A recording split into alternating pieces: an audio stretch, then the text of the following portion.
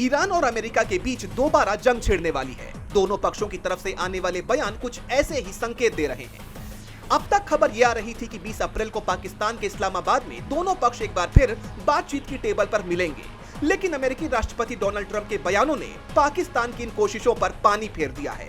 Iran की तस्नीम समाचार agency की रिपोर्ट में बताया गया है कि ईरान दूसरे दौर की बातचीत के लिए सहमत नहीं हुआ है। हमने पाकिस्तानी मध्यस्थ के जरिए अमेरिकी पक्ष को दूसरे दौर की बातचीत के लिए अपनी असहमति से रूबरू करवाया। हम उन लंबी और निरर्थक वार्ताओं में समय बर्बाद नहीं करना चाहते जिनसे कोई नतीजा नहीं निकलता।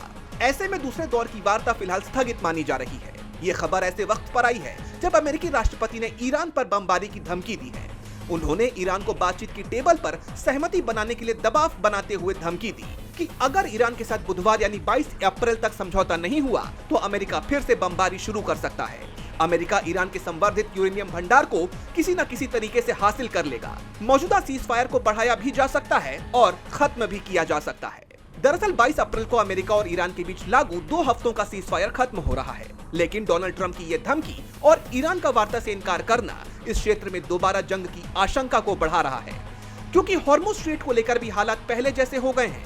ईरान ने लेबनान में युद्ध विराम के बाद इसे खोल दिया था, लेकिन अमेरिका ने जब नाकेबंदी नहीं हटाई तो अब ईरान ने भी हॉर्मुज को दोबारा बंद कर दिया है।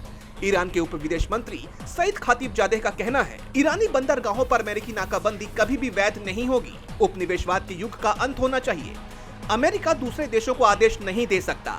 भविष्य में कभी भी कोई नाकाबंदी नहीं होगी। ईरान ने साफ कर दिया है कि वो अमेरिका की मनमानी नहीं चलने देगा। खातिबजादेह ने ट्रंप की बमबारी वाली धमकी के जवाब में आगे ये भी कहा कि अमेरिकी राष्ट्रपति बहुत ज्यादा बोलते हैं। इसके साथ ही उन्होंने ये भी साफ किया कि ईरान का मानना है कि युद्ध से कोई सकारात्मक परिणाम नहीं निकल सकता, लेकिन हमले की स्थिति में वो अपना बचाव जारी रखने के लिए तैयार है। हम आखिरी ईरानी सैनिक के गिरने तक लड़ेंगे। यानी अमेरिका अगर जंग शुरू करता है तो ईरान भी इसके लिए पूरी तरह से तैयार है। ऐसे में पश्चिम एशिया के हालात को लेकर चिंताएं बढ़ गई हैं। डीबी लाइव की रिपोर्ट।